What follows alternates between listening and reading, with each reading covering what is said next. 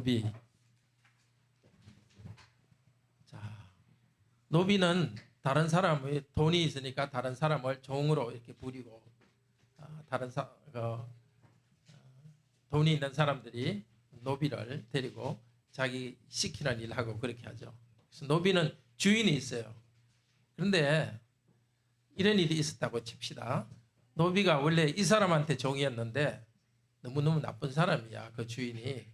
근데 다행히 그 근처에 아주 착한 사람이 그 노비를 사준 거예요. 그러니까 너무 좋겠죠. 이제 착한 사람이 주인이니까. 그런데 옛날 나쁜 사람, 자기 주인이었던 집 있잖아요. 그 집에 지나갈 때 자기도 모르게 아직도 옛날 그 사람이 자기 주인인 줄 알고 자꾸 그 사람한테 가서 시킬 거 없느냐 이렇게 자기도 모르게 묻는 거예요. 옛날 습관이 남아있으니까. 좋은 사람한테로 주인이 바뀌었는데도 나쁜 주인한테 자꾸 그 사람이 주인인 것처럼 이렇게 가는 거예요. 그런데 우리도 그럴 수 있어요. 우리도 예수님을 알기 전에는 전부 죄의 종이었어요. 마귀의 종이었어요. 나쁜 생각이 일어나면 그걸 자꾸 따라갔어요. 그런데 이제는 우리 예수님 믿고 예수님이 우리의 착한 주인이기 때문에 이제는 예수님 시키는 대로만 하면 되는데, 마음에 나쁜 생각 일어나면 그게 주인인 줄 알고 또 따라가기도 하고 그런 일이 있어요. 그렇게 되지 않도록 우리 예수님께서 우리에게 성령님을 보내주셨어요. 보이지는 않지만 성령님이 함께 하십니다. 어서 오세요. 보이지 않지만 성령님이 함께 있어서 우리는 성령님이 시키는 대로 하면 되지 죄가 시키는 대로 할 필요가 없어요. 그러면 성령님이 시키는 걸 어떻게 하느냐? 성경에 있는 게 성령님이 시키는 거예요. 십계명이나 우리 집에서도 여러분 성경 읽죠? 성경에 있는 것이 성령님이 시키는 거예요. 여러분은 더 이상 이제 죄의 종이 아닙니다. 죄의 종이 아닙니다. 이제는 예수님의 종이고 성령님의 종이니까 나쁜 생각 일어난다고 그거 따라갈 필요 없어요. 계속해서 하나님 말씀 들읍시다. 잘 가요.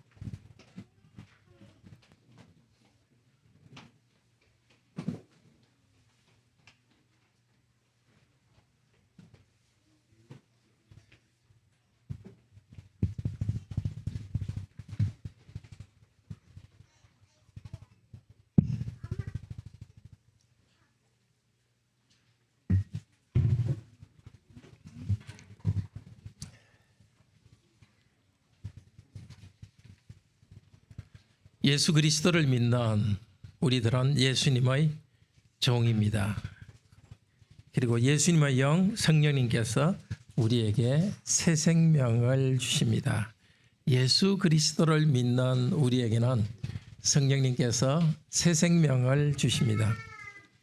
오늘은 성령님에 대해서 배우도록 하겠습니다. 로마서 8장에 영이라는 말이 21번이나 나와요. 그런데 그 중에 2개만 사람의 영을 이야기하고 19개는 성령님을 말해요. 그만큼 여기 성령님에 대해서 가르치고 있습니다. 아버지 하나님과 아들 하나님께서는 우리에게 성령님을 보내주셔서 성령님을 통해서 우리가 생명을 누리도록 하십니다. 첫째로 1절에서 4절은 생명의 성령님이 해방을 주신다. 죄로부터 해방을 주신다는 말씀 듣습니다.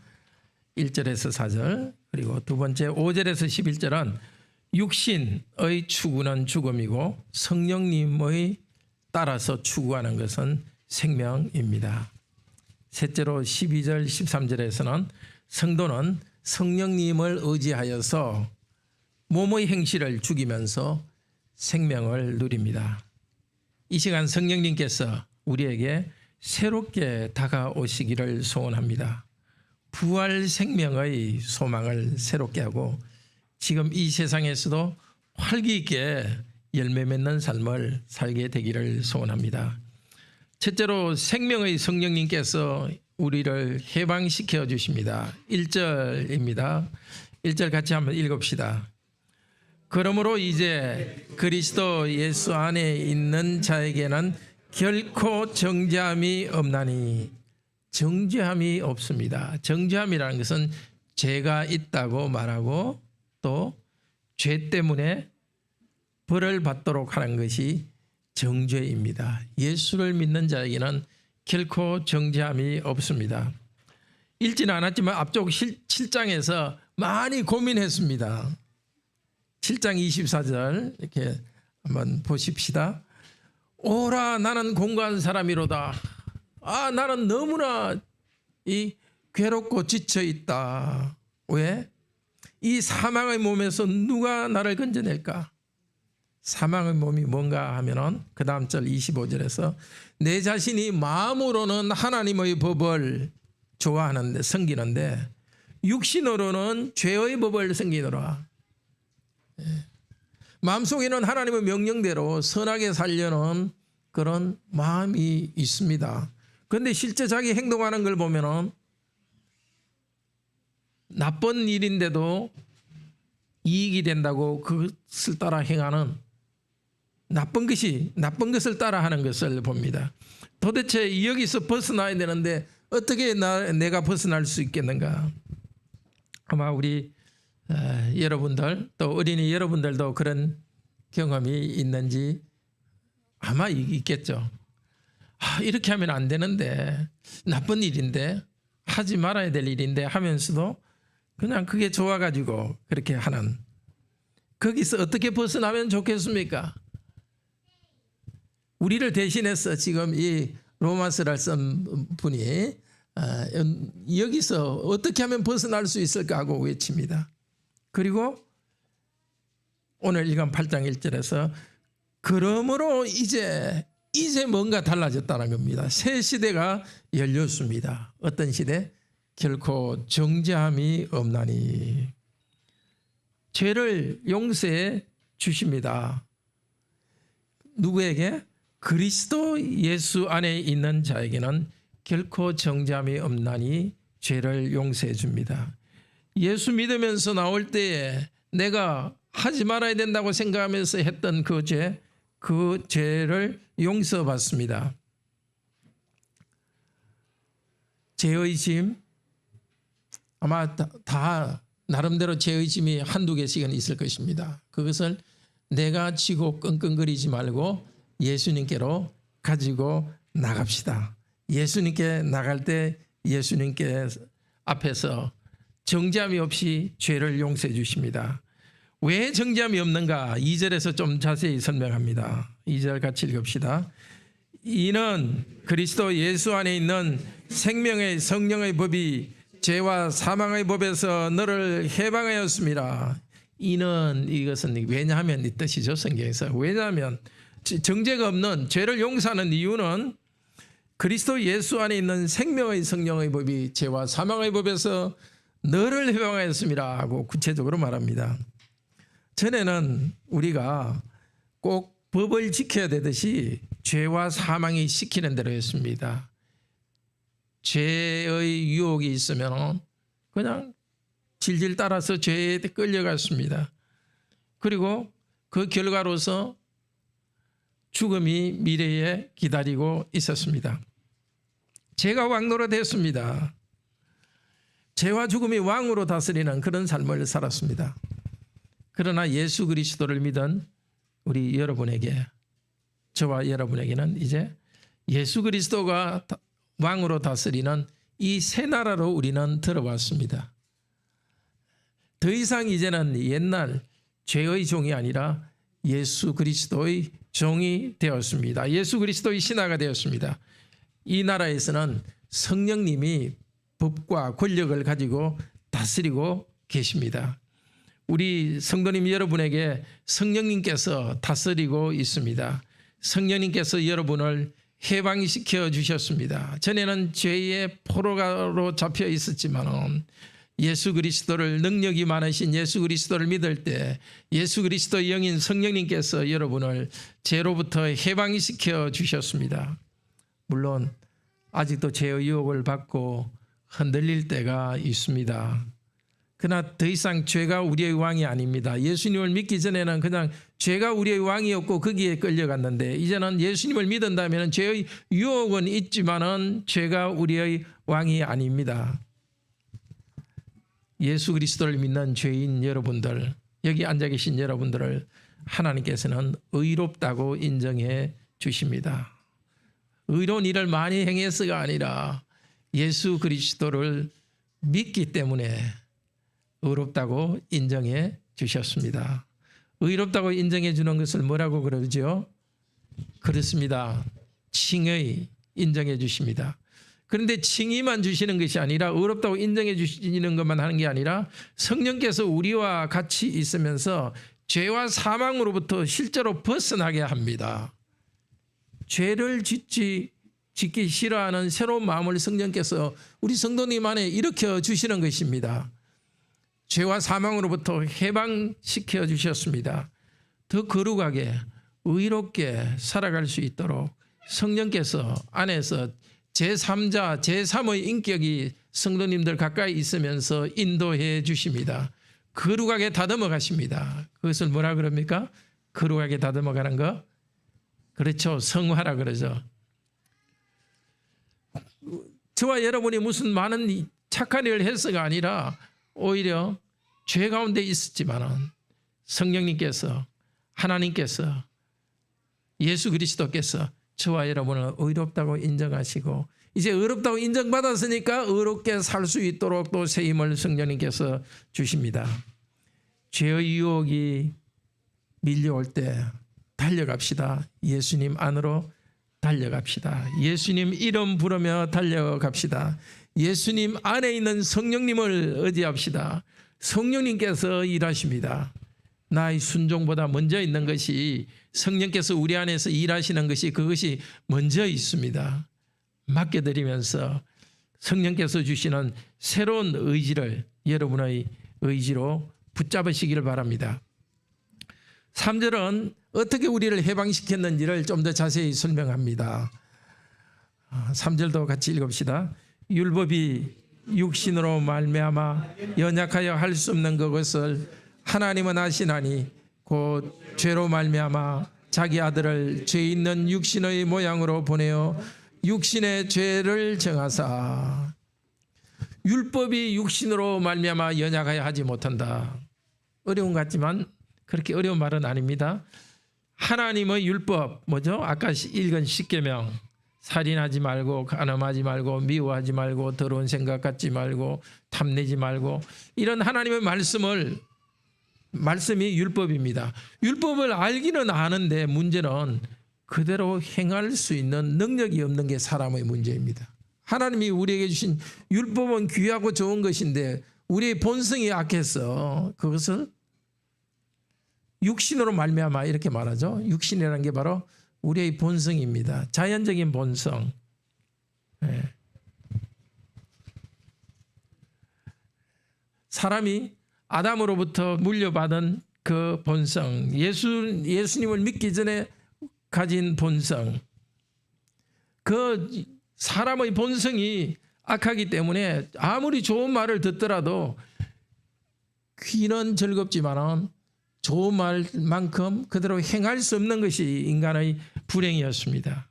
그래서 하나님께서 하신 특단의 조치가 바로 자기 아들을, 하나님의 아들을 사람이 되어서 이 세상에 오도록 만드신 것입니다. 왜냐하면 사람의 본성이 약하니까 그 악한 사람과 같이 되셨습니다. 그분 하나님의 아들께서 죄는 없고 악은 없지만은 그 외에는 모든 면에서는 악한 사람과 같이 되었습니다. 그리고 그 정도가 아니라 하나님께서 구원하고 싶은 모든 사람들이 지은 죄에 대한 책임을 이 아들, 하나님의 아들이 다 짊어지도록 했습니다. 십자가에서 못을 받고 십자가에서 피 흘려 죽을 때 그 하나님 아들 예수님의 육체적 고통보다 더 큰 고통은 바로 아버지 하나님께서 이 아들 하나님께 저주를 다 쏟아부었다는 것입니다. 우리가 져야 될 죄의 책임을 아들에게 다 갖다 맡겼습니다. 우리가 받아야 될 형벌과 고통, 하나님께 버림받아야 되는 것은 아들이 다 가져갔습니다. 여기에 그 죄로 말미암아라는 표현이 있죠. 그 3절에 죄로 말미암아. 죄로 말미암아는 속죄 제물입니다. 어디 하나 좀 적어 놓으십시오. 죄로 말미암아, 그것은 속죄 제물. 죄가 없는데 죄가 있는 것처럼 죄에 대한 벌을 받았으니까 그분은 속죄 제물이 되셨습니다. 우리의 죄에 대한 하나님의 해결책이 바로 그것이었습니다. 우리가 선행으로 착한 일을 해서 의롭다고 인정받아야 될 길이 없습니다. 우리가 하나님께 벌을 받아가지고 우리 죄에 대한 값을 다 치를 수가 없습니다. 무한하신 하나님의 법을 어긴 자에게는 무한한 징벌이 기다리고 있는데 사람인 우리가 하나님의 징벌을 받을 수가 없습니다. 우리가 받아야 될 무한한 신으로부터 받아야 될 그 징벌을 하나님의 아들이 대신 받은 것입니다. 그리고 예수를 믿으라. 예수를 믿으라.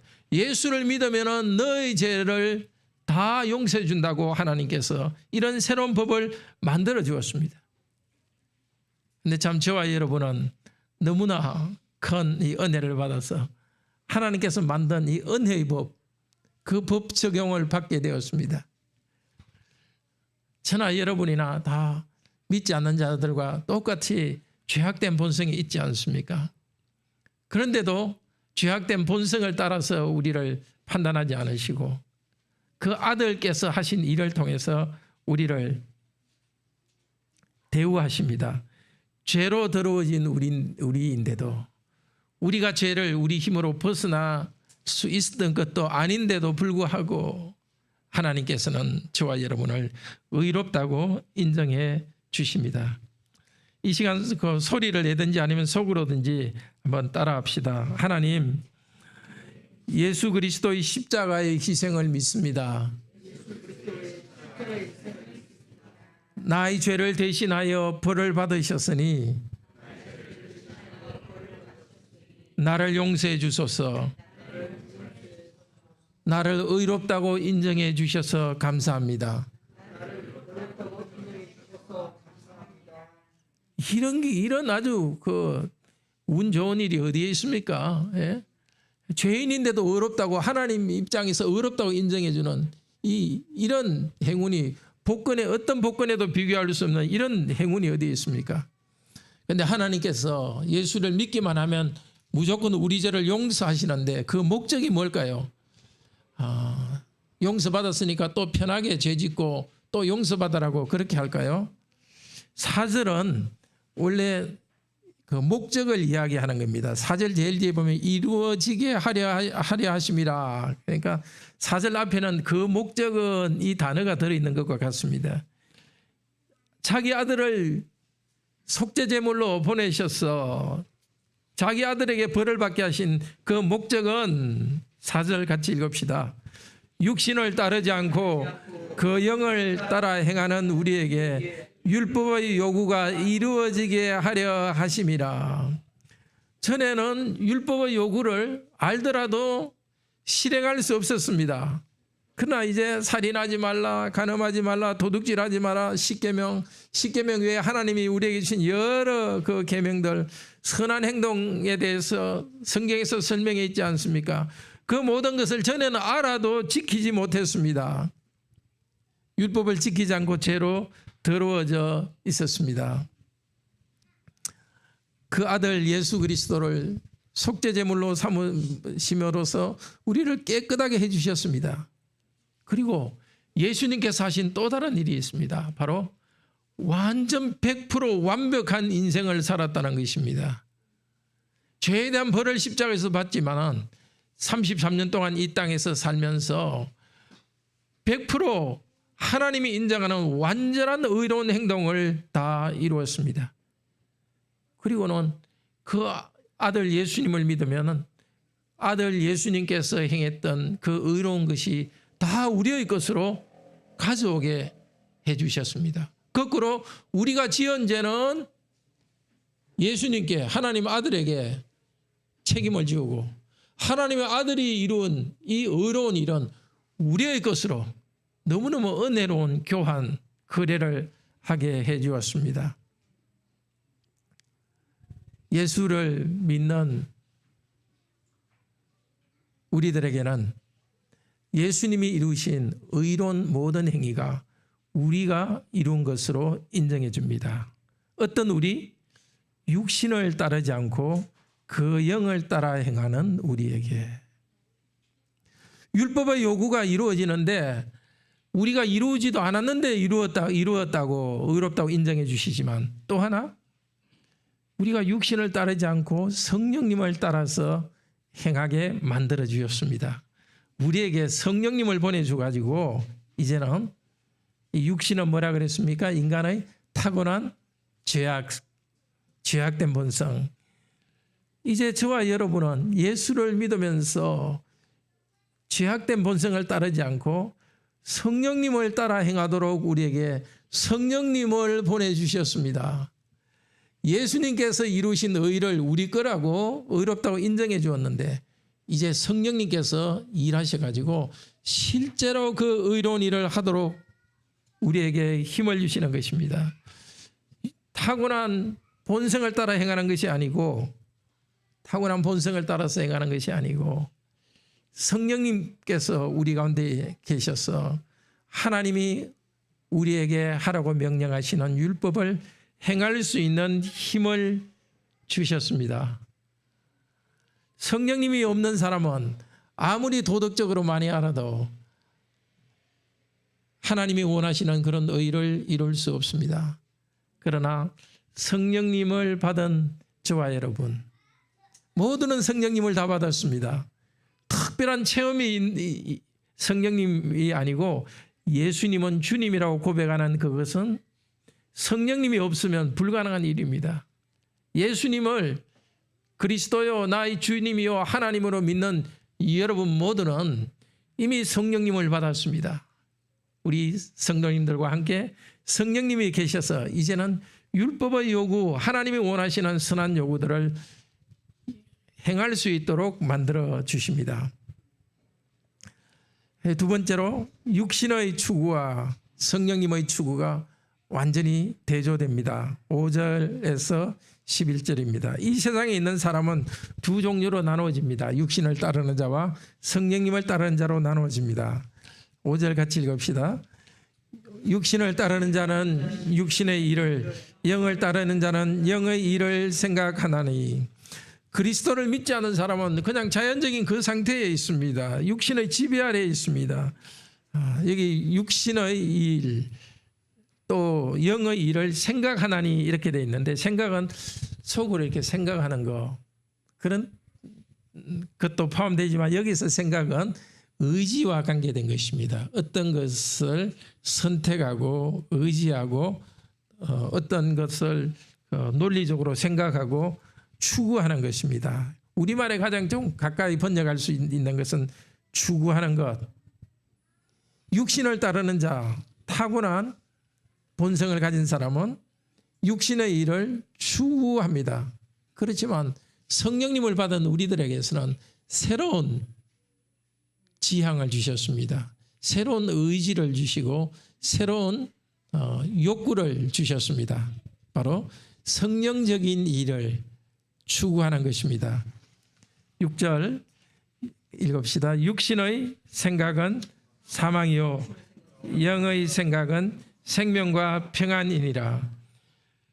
인간의 자연적인 본성을 따라서 무엇을 추구하는 사람은 그 마지막은 죽음입니다. 아무리 오래 살아도 100살 되면 죽죠. 그런데 그런 죽음 말고 그런 죽음도 죽음이지만은 하나님으로부터 완전히 단절되는 죽음의 세계, 지옥의 심판을 받을 것입니다. 자연적인 그대로의 사람들, 아무리 똑똑하고 아무리 사람들이 보기에는 많이 자선 사업을 하고 아무리 큰 일을 한다 하더라도 하나님이 보실 때는 그들은 육신의 자연적인 본성의 악한 가운데서 벗어나지 못합니다. 예수님 재림하실 때 지옥의 세계 죽음으로 심판받을 것입니다. 그러나 예수 그리스도를 믿고 성령님을 따라 추구하는 사람은 영생을 주십니다. 생명과 평안이라. 영원한 천국에서 앞서간 성도들과 함께 우리도 영원히 삼위일체 하나님과 함께 살 것입니다. 천국에서 누리는 것뿐만 아닙니다. 이 땅에서도 생명과 평화를 누립니다. 하나님께서 저와 여러분을 아들, 딸로 인정해 주시기 때문에 하나님과의 관계에서 거리낌이 없는 겁니다. 아무리 내가 100% 완벽하게 살려 하더라도 나에게는 결점이 있고 티가 있지만은 그러나 그것을 덮어주는 하나님 앞에서 참된 평화를 누립니다. 하나님께서 아들과 딸로 인정해 주시고 입양해 주시고 그래서 하나님 안에서 평화가 있습니다. 그리고 성령님께서 함께 하시기 때문에 성령님의 열매를 맺습니다. 사람들과의 관계 속에서 사랑과 평화와 기쁨과 인내와 오래 참음, 절제 그런 선한 성품들을 사람들 사이에 실천하도록 성령께서 힘을 주십니다. 7절 말씀입니다. 같이 읽읍시다. 육신의 생각은 하나님과 원수가 되나니 이는 하나님의 법에 굴복하지 아니할 뿐 아니라 할 수도 없음이니라. 육신의 추구, 예수 그리스도를 믿지 않는 사람들이 추구하는 것은 하나님과 원수가 됩니다. 하나님의 법에 굴복하지 않을 뿐 아니라 굴복할 힘도 없습니다. 율법을 많이 알기는 알더라도 도덕에 대해서 도덕적인 원칙을 많이 알기는 하더라도 그것을 행할 수 있는 능력이 없습니다. 오직 그리스도 안에 있는 자들만 그리스도의 성령님을 받았고 성령님을 의지하여서 율법을 지킬 수 있습니다. 8절입니다. 읽읍시다. 육신에 있는 자들은 하나님을 기쁘시게 할 수 없느니라. 그렇습니다. 육신에 있는 사람은 그리스도를 믿지 않으면 하나님을 기쁘게 할 수 없습니다. 부와 권력과 성적 쾌락, 그런 갈망 다 동일한 질병이 나타내는 다른 증상입니다. 증상은 여러 가지지만 질병은 하나입니다. 죄입니다. 하나님과 다른 사람을 희생시키면서까지라도 사업에 성공하려고 집착하는 사람이 있습니다. 그런 사람은 간음을 행하는 사람과 종류는 다르지만 같은 죄를 범합니다. 방법만 다르지 하나님을 대항하는 것은 동일합니다. 오직 그리스도 안에서 하나님의 성령님의 권세에 의해서 이 모든 것은 극복될 수 있습니다. 9절은 원래 그러나로 시작됩니다. 앞쪽 7절 8절에서는 그 육신을 따르는 사람들의 불행에 대해서 말했는데 9절은 그러나 우리들의 행복에 대해서 말합니다. 같이 읽읍시다. 만일 여러분 속에 하나님의 영이 거하시면 여러분이 육신에 있지 아니하고 영에 있나니 누구든지 그리스도의 영이 없으면 그리스도의 사람이 아니라. 로마의 그리스도인들에 대해서 말하고 있습니다. 이 로마서를 받은 그리스도인, 바로 여기 있는 우리 관악교회 성도들에 대해서 말하고 있습니다. 만일 너희 속에, 이거는 실제로 너희 속에 있는 거죠. 실제로 우리 속에 하나님의 영이 거하십니다. 그렇기 때문에 이제 우리는 육신에 있지 않고 영에 있습니다. 물론 우리들에게도 질병이 있습니다. 육체적으로 쇠퇴하고 또 정말 더 사셔야 될 분들이 먼저 빨리 천국에 가고 이 땅에서의 측면에서 볼 때는 죽음의 슬픔이 있습니다. 또 죄의 유혹이 우리를 좀 흔들기도 합니다. 그럼에도 불구하고 우리는 육신에 있지 않고 영에 있습니다. 성령님 안에 있습니다. 성령님이 없으면 그리스도의 사람이 아닙니다. 특별한 사람만 성령님을 받은 것이 아니라 여기 있는 우리 모두는 성령님을 받았습니다.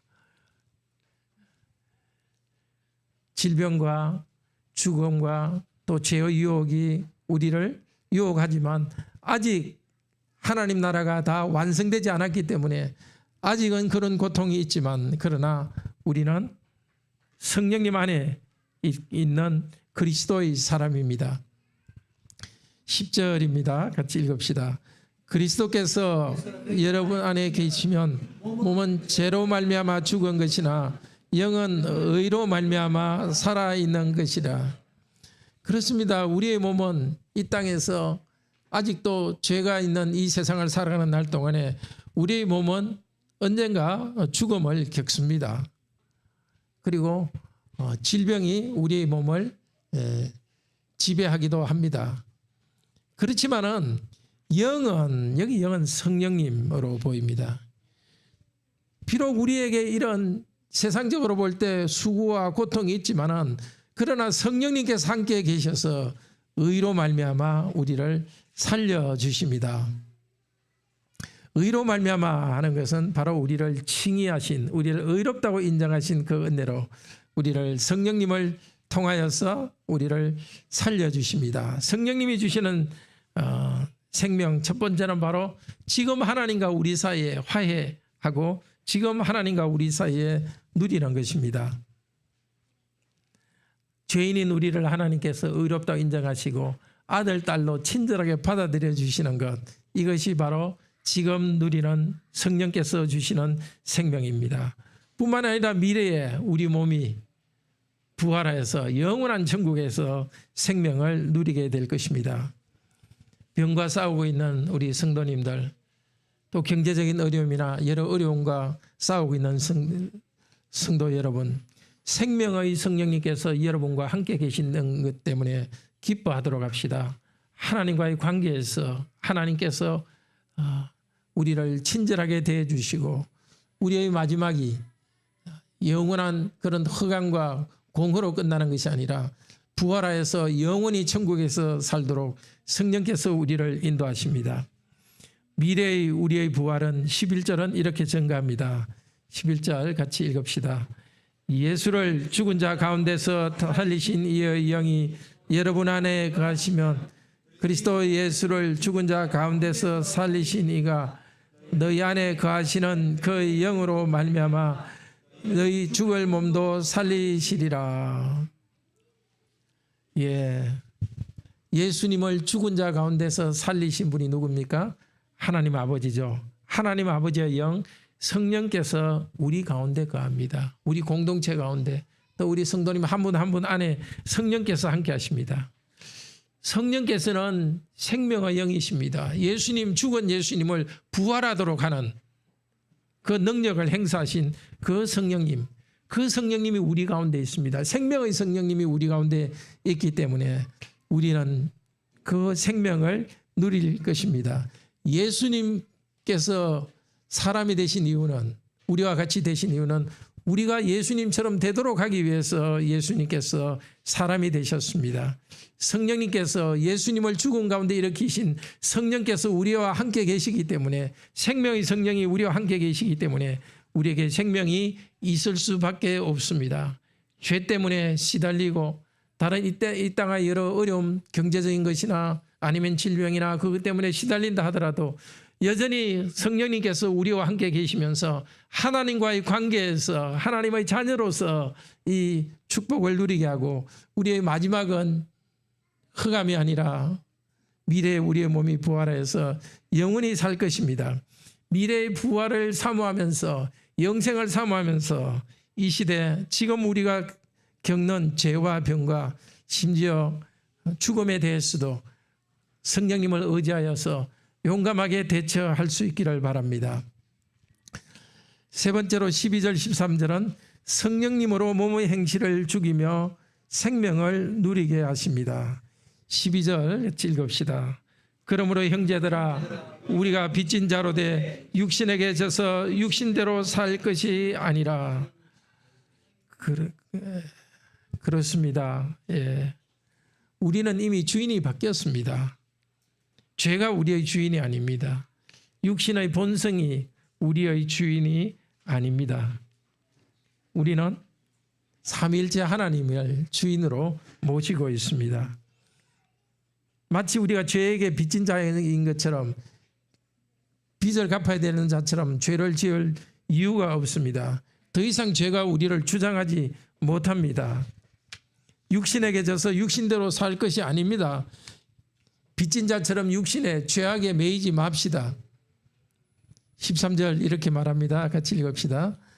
너희가 육신대로 살면 반드시 죽을 것이로되 영으로서 몸의 행실을 죽이면 살리니. 이 죽을 것이로되 살리니, 이걸 전부 미래 시제입니다. 미래에 육신대로 살아가면은, 자기 원하는 대로 살아가면 미래에 영원한 죽음을 죽을 것입니다. 그러나 성령님을 의지하여서 몸의 행실, 어떤 몸의 행실이겠습니까? 인간의 본성의 악함을 따라가는 그런 행실을 계속 거부하고 죽이면 영원히 살 것입니다. 그런데 영생은 죽은 후에만 있는 것이 아니라 지금 그 영생을 우리는 누립니다. 지금 이 땅에서 성령님을 의지하여서 우리 안에서 일어나는 죄악된 본성을 대항하여 싸우도록 합시다. 성령께서 이미 일하시고 있습니다. 저와 여러분 부족합니다. 부족함에도 불구하고 하나님께서 우리 안에서 대공사를 시작하신 것입니다. 조용한 공사를 시작하셨습니다. 성령님을 우리 안에 주어서 성령께서 우리 안에서 우리의 지성과 우리의 의지를 하나님이 원하시는 그 율법을, 하나님의 명령을 지킬 수 있도록 우리를 계속 다듬어가고 우리 안에서 일하시고 계십니다. 우리가 할 일은 고집을 부리지 않는 일입니다. 네, 하나님, 성령께서 우리에게 주신 새로운 열정절, 새로운 의지에 대해서 네, 하나님 알겠습니다 하며 거기에 복종하는 것입니다.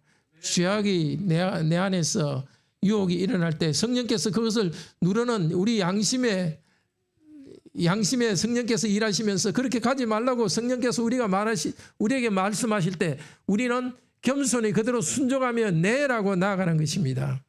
악에 대해서는 하나님께서 싫어하신다고 성령님을 통해서 말씀하시니까 노라고, 아니라고 말하는 것이고, 하나님께서 원하시는 선한 일, 서로 사랑하는 일, 인내하는 일, 그런 일에 대해서 성령께서 우리에게 열정을 일으키실 때 거기에 네라고 순종하는 것입니다. 승리는 성령님을 통해서 이루어집니다. 겸손한 것은 좋지만 그러나 글쎄 여러분 각자 보기에 여러분의 참 그 못난 부분도 있을 것이고 너무 부족한 부분도 상당히 있겠죠. 그럼에도 불구하고 여러분을 그렇게 부족한 것만 봐서는 안 됩니다. 자기만 봐서는 안 되고 오늘 이 말씀에서 말하고 있는 성령께서 함께 하시는 이 현실을 알아야 되는 겁니다. 성령께서 여러분 한 분 한 분 속에 집을 짓고 살고 계시고 이 관악교회 안에 살고 계십니다. 성령께서 살아서 일하시기 때문에 성령께 순종하도록 합시다. 형제자매 여러분, 정말 기뻐하며 찬송합시다. 예수 그리스도를 믿는 우리에게는 결코 정죄함이 없습니다. 결코 우리를 지옥에 보내지 않으시고 우리 죄를 용서해 주십니다. 비유하자면 시험을 어떻게 치든지 간에 무조건 합격인 것과 똑같습니다. 결코 정죄하지 않습니다. 생명의 성령님이 죄와 사망의 법에서 우리를 해방하셨습니다. 정죄하지 않고 법적으로 그렇게 말씀하실 뿐만이 아니라 실제로 우리가 의롭게 살아갈 수 있도록 성령께서 우리 안에 살고 일하시고 계십니다. 계속 죄악을 극복하면서 성령께서 주시는 생명을 이 땅에서도 누리고 또 다음 세상에서도 누릴 수 있기를 바랍니다. 생명을 주시는 삼위 하나님께 감사하면서 주일 예배로 모입시다. 주일 예배 빠지지 마시고 좀 늦지 마시고 우리가 약하기 때문에 자꾸 이게 하나님 말씀의 빛을 쬐어야 됩니다. 그러니까 한 시간 1분을 가볍게 생각하지 마시고 예배를 귀하게 여기면서 모여서 계속해서 성령께서 우리에게 주시는 말씀을 듣도록 합시다. 자, 우리 감사 찬송 186장 감사 찬송합시다.